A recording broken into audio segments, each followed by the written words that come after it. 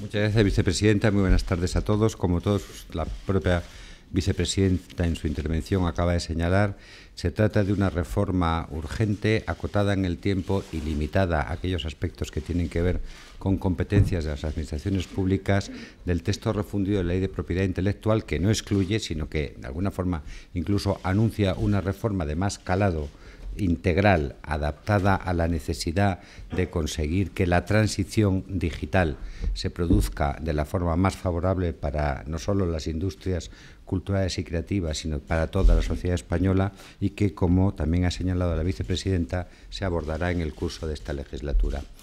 Los tres ámbitos, cuatro si incluimos la transposición de la Directiva de 2011 sobre los que se proyecta esta modificación limitada de la Ley de la Propiedad Intelectual, se refieren a las entidades de gestión, por un lado,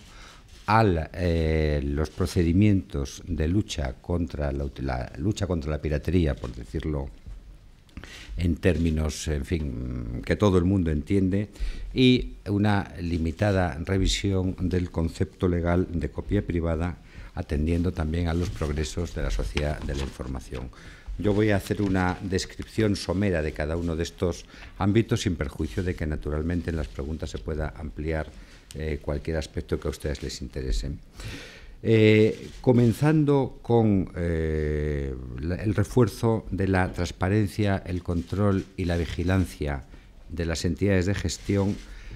Todos ustedes saben que en el curso de los últimos años ha habido algunos problemas, algunos de mucho relieve público, en el funcionamiento de las entidades de gestión, que, sin poner en cuestión, a nuestro juicio, el modelo de gestión colectiva de los derechos de propiedad intelectual, que además está sancionado por la Unión Europea, aconsejaban reforzar de forma significativa las facultades de inspección, arbitraje y control de las administraciones públicas, orientado fundamentalmente, primero, a dotar de mucha mayor transparencia al funcionamiento de las entidades de gestión. En segundo lugar, a que esa transparencia se traduzca también en una limitación de la capacidad unilateral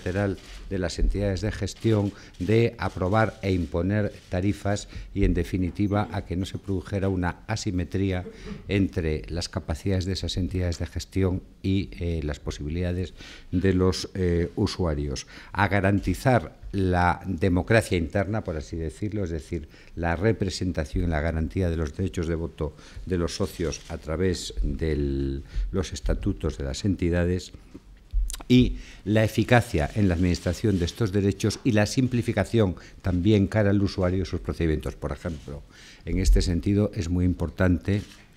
que en la reforma se contempla que en aquellas circunstancias, en aquellas situaciones en que distintas entidades de gestión tengan que proyectarse sobre un mismo ámbito sometido a esa protección, se unifiquen esas actuaciones bajo la coordinación de una de esas entidades. Bien, estos objetivos los recoge la ley a través, básicamente, de un catálogo de obligaciones de las entidades de gestión para con las administraciones públicas, pero también para con sus asociados, especialmente aquellas que tienen que ver con la rendición de cuentas. Siguiendo también tanto las recomendaciones de la Comisión Nacional de Competencia como de la subcomisión específica que funcionó en la pasada legislatura en el Congreso de los Diputados, se promueve la competencia, la apertura efectiva, la eliminación de barreras de entrada a la creación de las entidades de gestión. Correlativamente, existe también un ámbito en el que interviene la ley, que es aquel que permite, a través de un cuadro de infracciones y sanciones correspondientes a esas sanciones, el sancionar el incumplimiento de las obligaciones legales, muy especialmente de aquellas que tienen que ver con la transparencia en su gestión, con el cumplimiento de sus obligaciones sociales. Por ejemplo, también se incluye la obligación de realizar auditorías de su funcionamiento, y se prevé una escala de sanciones económicas, administrativas, que pudieran llegar hasta el 2%, en función de la gravedad de la infracción, hasta el 2% de la cifra de negocio de la entidad de gestión. También habría que señalar, por último, en este ámbito de las entidades de gestión, el hecho de que se clarifica el mecanismo para establecer la competencia estatal o autonómica en función del ámbito en que actúa la entidad, siendo autonómica cuando más del 85% se produzca en una comunidad y siendo estatal cuando no haya esa concentración de actividad en una comunidad autónoma. Un aspecto muy importante de esta reforma y que también determinaba de forma clara la urgencia de la misma es la mejora de la protección de los derechos de propiedad intelectual en Internet. Esto tiene básicamente dos dimensiones. Una, las contenidas en la propia reforma de la Ley de Propiedad Intelectual a las que me voy a referir, y otra muy importante que, recogida en este instrumento legislativo, se proyecta sobre la Ley de Enjuiciamiento Civil, que es aquella que va a permitir la identificación de un prestador de servicios de la sociedad de la información sobre quien concurran indicios razonables de estar poniendo a disposición o difundiendo a gran escala contenidos protegidos y que a partir de ahora, en la fase de diligencias preliminares, va a poder ser identificado, lo que permite al perjudicado, aquel cuyos derechos de propiedad intelectual se han visto vulnerados, acudir inmediatamente a la vía civil. También es importante el ajuste que se hace en el procedimiento de la sección segunda de la Comisión de Propiedad Intelectual. En primer lugar, mediante la creación de un tablón de edictos electrónicos que produce efectos de notificación de carácter global y, en segundo lugar, esto es muy importante desde la dimensión a la que me refería antes de eliminar situaciones de asimetría entre entidades de gestión y usuarios, establecida la obligación de dar transparencia a los criterios de la fijación de tarifas, se impone un sistema de fijación de tarifas arbitral por parte de esta sección segunda de la Comisión de la Propiedad Intelectual en todos aquellos casos en que no exista acuerdo. Es importante igualmente el hecho de que, al efecto de ser más eficaces en la prevención y represión de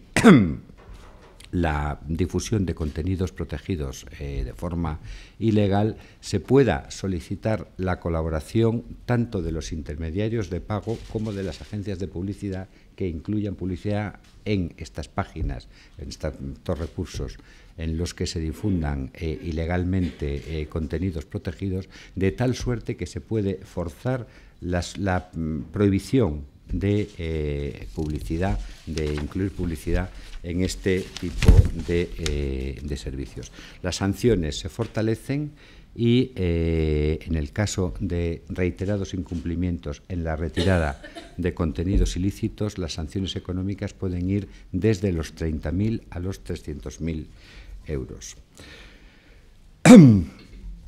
Lo que es importante desde este punto de vista es la filosofía de persecución a quienes realizan a gran escala estos actos de difusión ilícita, tanto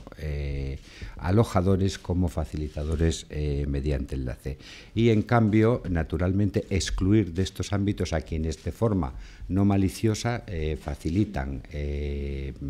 por ejemplo, caso muy típico, los motores de búsqueda, que en algún caso pueden facilitar el acceso, facilitar información sobre acceso, pero que no lo hacen de forma maliciosa y que, naturalmente, retiran cualquier facilidad para el acceso a esos contenidos. Bien, el tercer elemento de esta reforma, al que me voy a referir también muy someramente, es la revisión del concepto legal de copia privada. Como todos ustedes saben, hasta diciembre de 2011, el sistema de copia privada, que desde que se establece en 1987, se venía satisfaciendo la llamada compensación equitativa a través del denominado canon digital, se mantiene ese concepto legal, pero sin embargo no se ajusta a esta nueva situación en que la compensación equitativa por copia privada se satisface con cargo a los presupuestos generales del Estado. Y desde ese punto de vista, lo que este anteproyecto hace es fundamentalmente acotar de forma más precisa los límites del concepto de copia privada, ateniéndose a la regla de los 3 pasos, adecuar esa definición a alguna declaración jurisprudencial, por ejemplo, en el Tribunal de Justicia Europeo, la conocida como sentencia Padawan, que excluye del ámbito de la copia privada los usos profesionales, concentrar en la protección de la copia privada en las actividades más usuales, básicamente la duplicación sin fines comerciales ni lucrativos de CDs y DVDs fundamentalmente, y la utilización de la grabación de material radiodifundido, tanto en radio como en televisión, y también ampliar algunas de las excepciones a la compensación por copia privada en el ámbito de la enseñanza y la investigación científica. El elemento de adaptación de la directiva europea simplemente consiste en adoptar el ámbito de propiedad intelectual de los fonogramas, es decir, de las grabaciones musicales de los 50 años que eran antes hasta los 70, para unificarlo, como digo, con el contenido de esa directiva. Y muy importante, como también ha señalado la vicepresidenta, es el procedimiento a partir de ahora. El procedimiento a partir de ahora se abre un periodo de información pública y de debate con todos los interesados, incluyendo, obviamente, dentro de ellos a las entidades de gestión, también a las comunidades autónomas que van a ser consultadas tanto a través de la Conferencia de Educación como de la Conferencia de Cultura, los informes preceptivos de la Comisión Nacional de Competencia, la Agencia Española de Protección de Datos, el Consejo de Consumidores y Usuarios, el Consejo Fiscal, el Consejo General del Poder Judicial y, por último, el Consejo de Estado. Y cuando regrese razonablemente al Consejo de Ministros, en el plazo de entre 2 y 3 meses, iniciará su tramitación parlamentaria.